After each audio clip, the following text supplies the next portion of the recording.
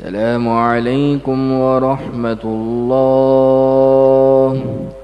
السلام عليكم ورحمة الله. لا إله إلا الله محمد رسول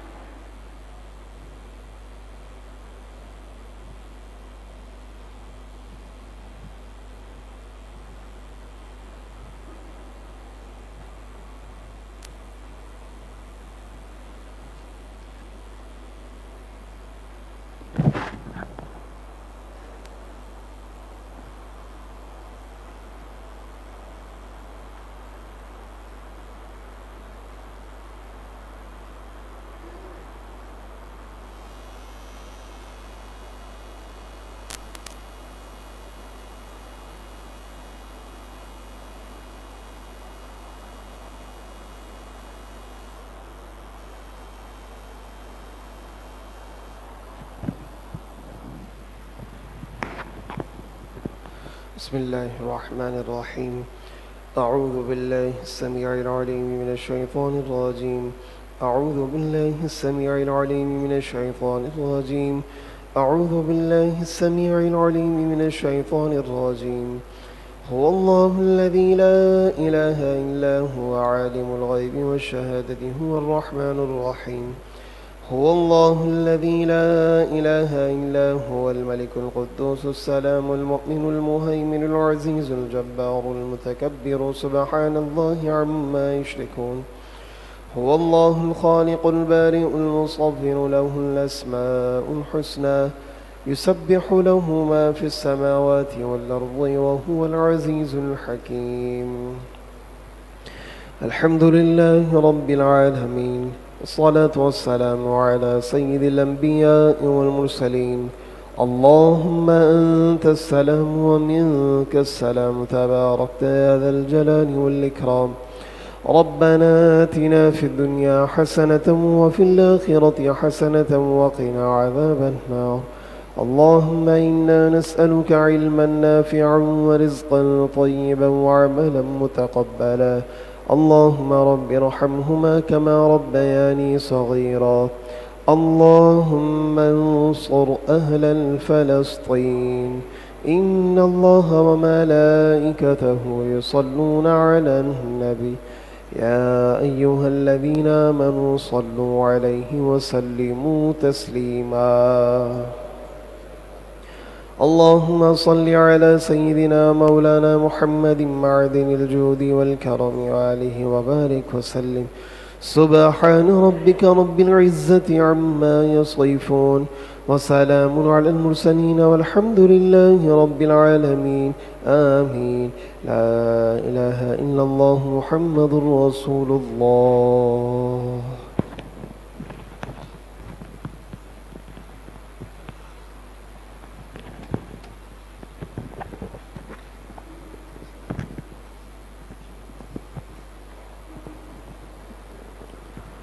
نحمده ونصلي ونسلم على رسوله الكريم. أما بعد فأعوذ بالله من الشيطان الرجيم. بسم الله الرحمن الرحيم. قال الله تبارك وتعالى في القرآن المجيد والفرقان الحميد: إن الله وملائكته يصلون على النبي يا أيها الذين آمنوا صلوا عليه وسلموا تسليما. اللهم صل على سيدنا ومولانا محمد معدن الجود والكرم وآله وصحبه وبارك وسلم. بحمد اللہ تبارک و تعالی. آج ہمارے درس قرآن پاک کا آغاز سورہ مائدہ کی 4 آیت مبارکہ سے ہے. اللہ تبارک و تعالی نے ارشاد فرمایا یسألونک، لوگ آپ سے سوال کرتے ہیں ماذا احل لہم، کہ ان کے لیے کیا حلال کیا گیا۔ قل، اے محبوب صلی اللہ علیہ وسلم آپ فرما دیجئے احل لکم الطیبات، کہ تمہارے لیے پاک چیزیں حلال ہیں، وما علمتم من الجوارح مکلبین، اور تمہارے سکھائے ہوئے شکاری جانوروں کا شکار بھی حلال ہے۔ یعنی اگر تم کسی جانور کو سکھا کر بھیجو کہ کس طرح شکار کرنا ہے، اور وہ تمہارا سکھایا ہوا جانور شکار کر کر لائے تو وہ جانور بھی حلال ہے۔ تعلمونہن، جن کو تم شکار کا وہ طریقہ سکھاتے ہو، مما علمکم اللہ، جو تمہیں اللہ نے سکھایا۔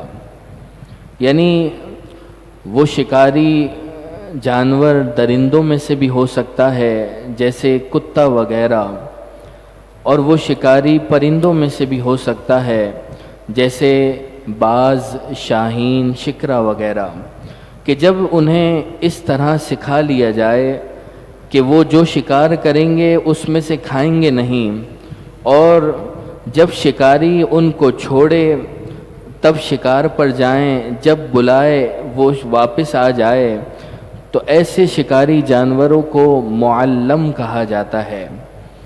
پہلے کے لوگ اپنے جانوروں کو سکھاتے تھے کہ کس طرح شکار کرنا ہے، اور وہ جانور ٹرین ہو جایا کرتے تھے۔ اس کے بعد وہ بسم اللہ پڑھ کر، بسم اللہ اللہ اکبر پڑھ کر شکاری جانور کو چھوڑتے تھے، اور وہ شکاری جانور جا کر کسی کا شکار کر کے لاتا تھا، تو شریعت میں اسے حلال کہا گیا۔ فَكُلُوا، تو تم کھاؤ، مما امسکنا علیکم، اس شکار سے کھاؤ جسے مار کر وہ تمہارے لیے رہنے دیں، یعنی خود نہ کھائیں بلکہ تمہارے لیے رہنے دیں۔ وَاذْكُرُوا اسْمَ اللَّهِ عَلَيْهِ، اور اس پر اللہ کا نام لو۔ اس آیت مبارکہ میں جو مسائل ذکر ہوئے ان کا خلاصہ یہ ہے کہ جس شخص نے کتا یا کوئی شکاری جانور، پرندہ شکار پر چھوڑا تو اس کا شکار چند شرطوں سے حلال ہے۔ اگر وہ شرائط مکمل ہوئیں تو وہ جانور حلال ہوگا۔ سب سے پہلی شرط یہ ہے کہ شکاری جانور مسلمان کا ہو اور اس جانور کو سکھایا گیا ہو۔ دوسری شرط یہ ہے کہ اس جانور نے شکار کو زخم لگا کر مارا ہو۔ تیسری شرط، شکار جانور بسم اللہ اللہ اکبر کہہ کر چھوڑا گیا ہو، یعنی جب اس کتے وغیرہ کو چھوڑا گیا ہو کہ وہ شکار کرے تو بسم اللہ اللہ اکبر کہہ لے۔ اور آخری شرط یہ ہے کہ اگر شکاری کے پاس شکار زندہ پہنچا ہو تو پھر وہ شخص بسم اللہ اللہ اکبر کہہ کر اسے ذبح کرے، تو پھر یہ جب شرائط موجود ہوں گی تو وہ جانور کھانا اس کے لیے حلال ہوگا۔ واتقوا اللہ، اور تم اللہ سے ڈرتے رہو، ان اللہ سریع الحساب، بے شک اللہ تبارک و تعالی جلد حساب لینے والا ہے۔ الیوم احل لکم الطیبات، آج تمہارے لیے پاک چیزیں کھانا حلال ہوئیں۔ وطعام الذین اوتوا الکتاب، اور اہل کتاب کا کھانا حل لکم تمہارے لیے حلال ہے، وطعامکم حل لہم، اور تمہارا کھانا ان کے لیے حلال ہے۔ والمحصنات من المؤمنات، اور پاک دامن عورتیں والمحصنات من الذین اوتوا الکتاب من قبلکم، اور وہ پاک دامن عورتیں کہ جنہیں تم سے پہلے کتاب دی گئی، جن لوگوں کو تم سے پہلے کتاب دی گئی ان کی پاک دامن عورتیں یہ تمہارے لیے حلال ہیں۔ پہلی پاک دامن عورتیں، اور دوسرا فرمایا کہ جن لوگوں کو تم سے پہلے کتاب دی گئی اہل کتاب ان کی پاک دامن عورتیں تمہارے لیے حلال ہیں۔ اذا جب آتیتموہن تم انہیں ادا کرو، کیا چیز ادا کرو؟ اجورہن مہر ادا کرو، محسنین نکاح کرتے ہوئے، جب تم نکاح کرتے ہوئے انہیں ان کے مہر ادا کر دو وہ تمہارے لیے حلال ہیں۔ غیر مسافحین، نہ کہ کھلم کھلا بدکاری کرتے ہوئے، ولا متخذی اخدان، اور نہ خفیہ دوستی کرتے ہوئے۔ ومن یکفر بالایمان، جو ایمان کا انکار کرے، یعنی یہ جو احکامات ذکر ہوئے اسلامی احکام ان کا انکار کرے، فقد حبط عملہ، تو بے شک اس کا عمل برباد ہو گیا۔ وَهُوَ فِي الْآخِرَةِ، اور وہ آخرت میں من الخاسرین نقصان اٹھانے والوں میں سے ہے۔ یا ایھا الذین آمنوا، اے ایمان والو، اذا قمتم الی الصلاۃ، جب تم نماز کے لیے کھڑا ہونا چاہو، یعنی جب تمہارا نماز پڑھنے کا ارادہ ہو اور تم بے وضو ہو تو پھر وضو کرنا فرض ہے۔ وضو کے کیا فرائض ہیں؟ فرمایا فَغْسِلُوا وُجُوهَكُمْ، تم اپنے چہروں کو دھو، وَأَيْدِيَكُمْ إِلَى الْمَرَافِقِ، اور اپنے ہاتھوں کو کوہنیوں سمیت دھو، وَامْسَحُوا بِرُؤُوسِكُمْ، اور تم اپنے سروں کا مسح کرو، وَأَرْجُلَكُمْ إِلَى الْكَعْبَيْنِ، اور اپنے پاؤں ٹخنوں سمیت دھو۔ یہ 4 وضو کے فرائض ہیں، اگر اس میں سے کوئی چیز بھی رہ جائے تو وضو نامکمل ہے۔ وَإِن كُنتُمْ جُنُوبًا، اور اگر تمہیں نہانے کی حاجت ہو، فَطَّهَّرُوا، تو اچھی طرح پاکی حاصل کرو یعنی غسل کرو۔ وَإِن كُنتُم مَرْضَىٰ، اور اگر تم بیمار ہو، او عَلَىٰ سَفَرٍ، یا تم سفر پر ہو، او جاء احد منکم من الغائط، یا تم میں سے کوئی قضائے حاجت سے آئے، فارغ ہو کر آئے، او لامستم النساء، یا تم نے عورتوں سے صحبت کی ہو، یہ جب تمام صورتیں ہوں، فلم تجدوا ماءً، اور ان صورتوں میں تم پانی بھی نہ پاؤ کہ جس سے تم وضو اور غسل کر سکو، فتیمموا، تو تم تیمم کرو، فتیمموا، تم تیمم کرو، صعیداً طیباً، پاک مٹی سے، فامسحوا بوجوہکم، تو تم اپنے چہروں کا مسح کرو، وَأَيْدِيكُم مِّن، اور اس مٹی سے اپنے ہاتھ کا مسح کرو۔ تیمم پاک مٹی سے کیا جاتا ہے اور تیمم کی نیت کرنا شرط ہے۔ اس کے 2 رکن ہیں، اس میں سب سے پہلے انسان نیت کرتا ہے پاکی حاصل کرنے کی، اور اس کے بعد 2 ضربیں مارتا ہے۔ پہلی ضرب لگا کر اپنے منہ کا مسح کرتا ہے اور دوسری ضرب لگا کر اپنے ہاتھوں کا مسح کرتا ہے۔ فرمایا فَامْسَحُوا، مسح کرو، بِوُجُوهِكُمْ، اپنے چہروں کا، وَأَيْدِيكُمْ مِّن، اور اپنے ہاتھوں کا۔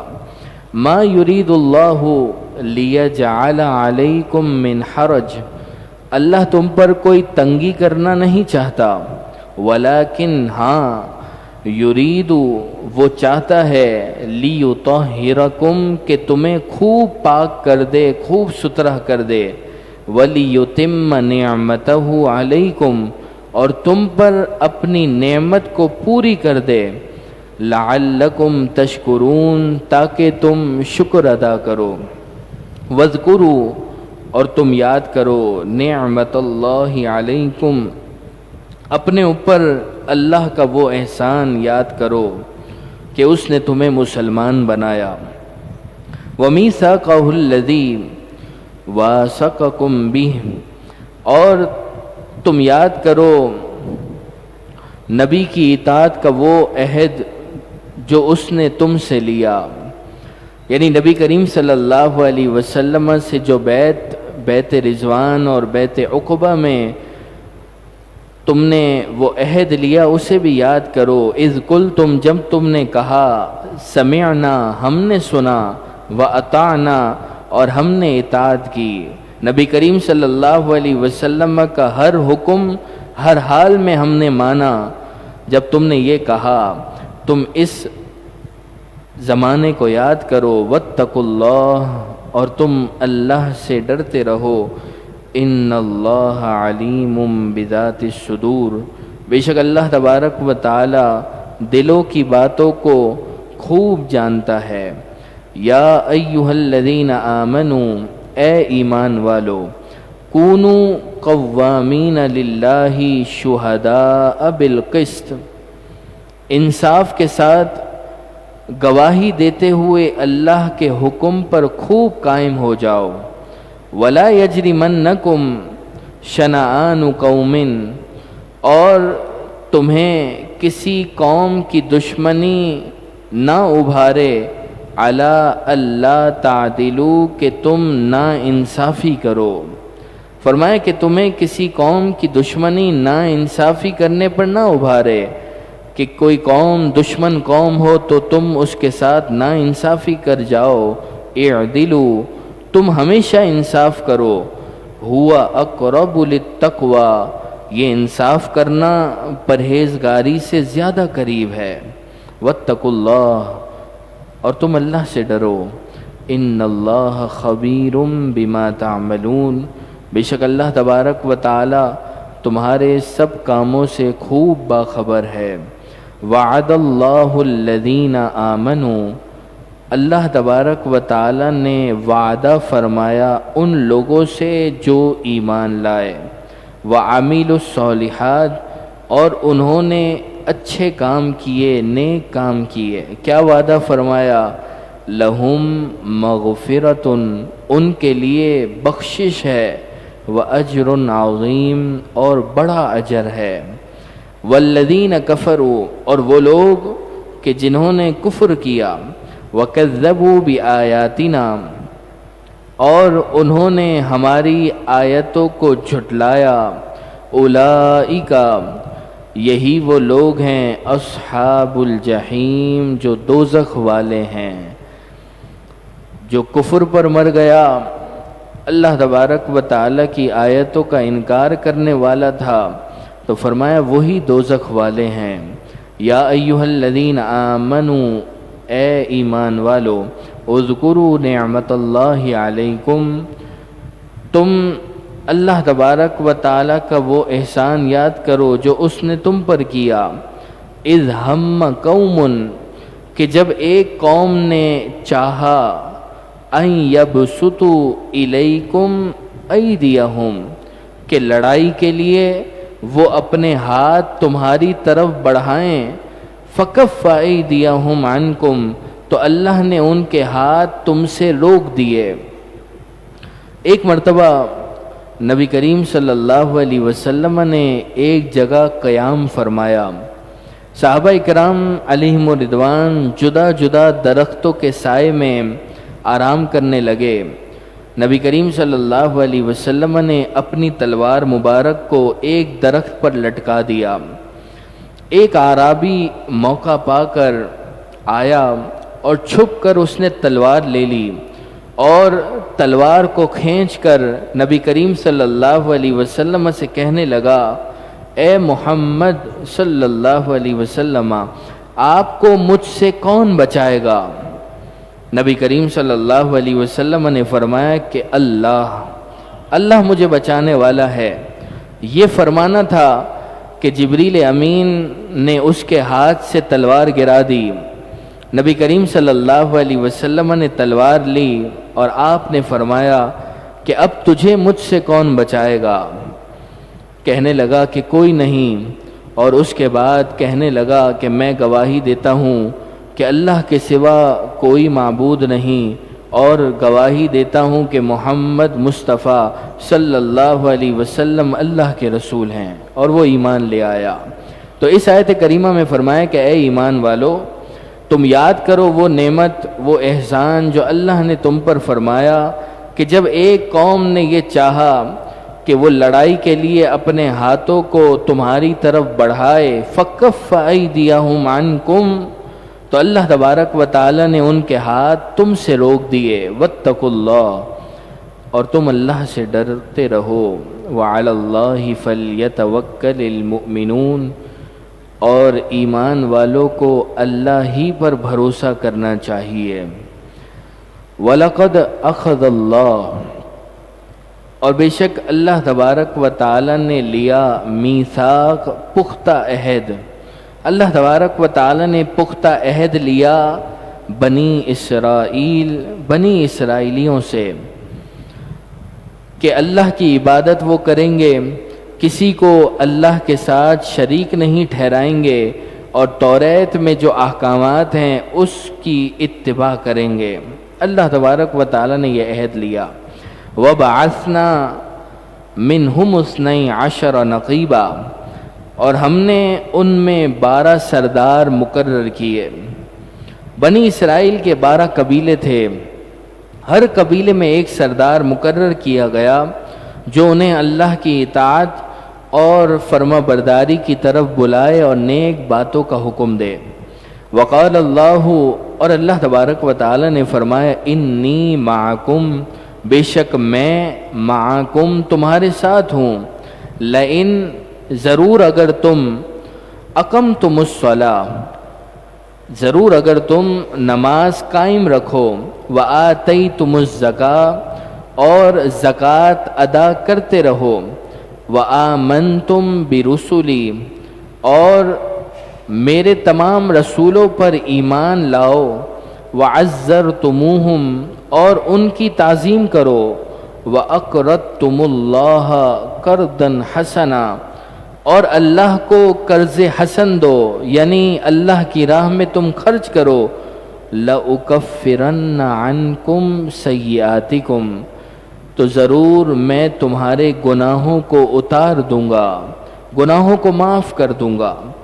فرمایا کہ اگر تم نماز قائم کرتے رہو، نماز پابندی سے ادا کرو، جو زکوٰۃ تم پر واجب ہے وہ ادا کرتے رہو، میرے تمام رسولوں پر ایمان لاؤ اور ان کی تعظیم و توقیر کرو، اور اللہ کی راہ میں خرچ کرتے رہو، لَأُكَفِّرَنَّ عَنْكُمْ سَيِّئَاتِكُمْ، تو اللہ تبارک و تعالی تمہارے تمام گناہوں کو معاف کر دے گا۔ وَلَأُدْخِلَنَّكُمْ، اللہ تبارک و تعالی نے فرمایا کہ ضرور میں تمہیں داخل کروں گا جنات، ایسے باغات میں، تجری من تحتها الانہار، کہ جن باغات کے نیچے نہریں جاری ہیں، فمن کفر بعد ذلک منکم، پھر اس عہد کے بعد تم میں سے جس نے کفر کیا، یعنی جب عہد ہو گیا مکمل تو اب جو کفر کرے، فقد ضل سواء السبیل، تو بے شک وہ سیدھے راستے سے بھٹک گیا۔ سیدھا راستہ تو یہ ہے کہ انسان ایمان لائے اور جو ارکان اس پر واجب اور فرض ہیں وہ ادا کرے، لیکن اگر کوئی کفر کرتا ہے تو فرمایا کہ بے شک وہ سیدھے راستے سے بھٹک گیا۔ اللہ تبارک و تعالی نے حضرت موسیٰ علیہ السلام سے وعدہ فرمایا تھا کہ انہیں اور ان کی قوم کو ارض مقدسہ کا وارث بنائے گا، جس میں کنعانی جبار رہتے تھے، بڑے ظالم قسم کے طاقتور لوگ رہتے تھے۔ تو فرعون کے ہلاک ہونے کے بعد حضرت موسیٰ علیہ السلام کو اللہ تبارک و تعالی نے حکم دیا کہ بنی اسرائیل کو مقدس زمین کی طرف لے جائیں، اور اللہ تبارک و تعالی نے فرمایا کہ میں نے اس زمین کو تمہارے لیے دار قرار بنایا ہے، ٹھہرنے کی جگہ بنایا ہے، تو وہاں جاؤ اور جو دشمن وہاں ہوں ان سے جہاد کرو۔ اور اللہ تبارک و تعالی نے یہ بھی حکم فرمایا کہ اے موسیٰ، آپ اپنی قوم کے ہر گروہ میں ایک سردار کو مقرر فرمائیں۔ اب کیونکہ بنی اسرائیل میں 12 قبیلے تھے تو 12 سردار مقرر کر دیے گئے۔ ہر ایک سردار ان میں سے اپنی قوم کو اللہ تبارک و تعالی کی اطاعت اور فرما برداری کی طرف بلاتا اور عہد کو پورا کرنے کا ذمہ دار ہوتا۔ حضرت موسیٰ علیہ السلام سردار منتخب کر کے بنی اسرائیل کو لے کر روانہ ہوئے۔ جب اریحہ بستی کے قریب پہنچے تو ان سرداروں کو بھیجا کہ جا کر حال معلوم کرو کہ وہاں کے لوگ کیسے ہیں، ان کی تیاری کیسی ہے۔ وہاں انہوں نے دیکھا کہ لوگ بہت بڑے جسموں والے ہیں اور ہیبت اور قوت اور طاقت میں بہت زیادہ ہیں۔ یہ سردار ان سے خوف زدہ ہو گئے، ان کی ہیبت ان سرداروں کے دل میں بیٹھ گئی۔ اب یہ ہیبت زدہ ہو کر واپس آئے اور آ کر انہوں نے اپنی قوم سے سب حال بیان کر دیا۔ حالانکہ انہیں سرداروں کو منع کیا گیا تھا کہ جو حال تم قوم کا دیکھو وہ بیان نہیں کرنا، لیکن وہ خود ہیبت زدہ ہو گئے تھے تو انہوں نے آ کے اپنی قوم کو سارا حال بتا دیا کہ وہاں کے لوگ تو بڑے سخت ترین لوگ ہیں۔ اب سب نے عہد شکنی کی، سارے سرداروں کو منع کیا گیا تھا، لیکن 2 سردار کے جن کا نام کالب بن یکنہ اور یوشع بن نون ہے، انہوں نے اپنی قوم کو کچھ نہیں بتایا۔ باقی 10 سرداروں نے عہد شکنی کی اور عہد پر قائم نہیں رہے۔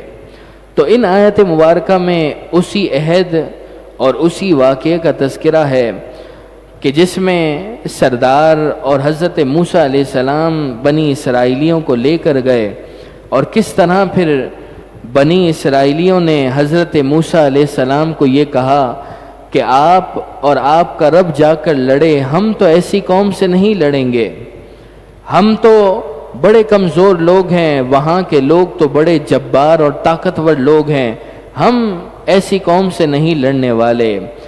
اس رکوع میں یہی واقعہ تفصیلاً ذکر ہوگا۔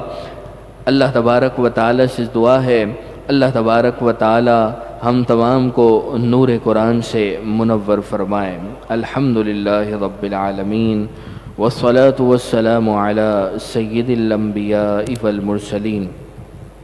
اللہم ربنا تقبل منا انک انت السمیع العلیم وتب علینا یا مولانا انک انت التواب الرحیم۔ یا اللہ یا رحمان یا رحیم یا ارحم الراحمین، یا ارحم الراحمین، صبح کے ان پر نور لمحات میں تیرے نور والے کلام کو ہم نے سنا، سماعت کیا، سمجھنے کی کوشش کی، یا اللہ اسے اپنی بارگاہ میں قبول و منظور فرما۔ یا اللہ نور قرآن سے ہمارے قلوب و اذہان کو منور فرما، ہمارے گھروں میں رحمت و برکتوں کا نزول فرما۔ یا اللہ جتنے احباب یہاں حاضر ہیں، ہر لمحے کے بدلے کروڑوں رحمتیں، برکتیں، راحتیں، چین، اطمینان نصیب فرما۔ مسلمان دنیا بھر میں جہاں کہیں مظلوم تکالیف میں ہیں، یا اللہ بالخصوص فلسطین غزہ کے مسلمانوں پر اپنا خصوصی فضل و کرم نازل فرما، مجاہدین اسلام کی غیب سے مدد فرما۔ یا اللہ جمعۃ المبارک کا مبارک دن ہے، یا اللہ یا رحمان یا رحیم جتنے احباب یہاں حاضر ہیں سب کی دلی جائز حاجاتیں، مرادیں، تمناؤں کو پورا فرما۔ جس کی جو بیماری، پریشانی، مشکلات، تکالیف ہیں سب کو دور فرما۔ زندگی بھر جتنی دعائیں مانگی، آئندہ مانگیں گے، جو ہمارے حق میں بہتر ہو قبول و مستجاب فرما۔ ببرکت ان اللہ وملائکتہ یصلون علی النبی يا أيها الذين آمنوا صلوا عليه وسلموا تسليما اللهم صل على سيدنا ومولانا محمد معدن الجود والكرم وآله وصحبه وبارك وسلم سبحان ربك رب العزة عما يصفون وسلام على المرسلين والحمد لله رب العالمين مولاي صل وسلم دائما أبدا على حبيبك خير الخلق كلهم يا ربي بالمصطفى بلغ مقاصدنا يا ربي بالمصطفى بلغ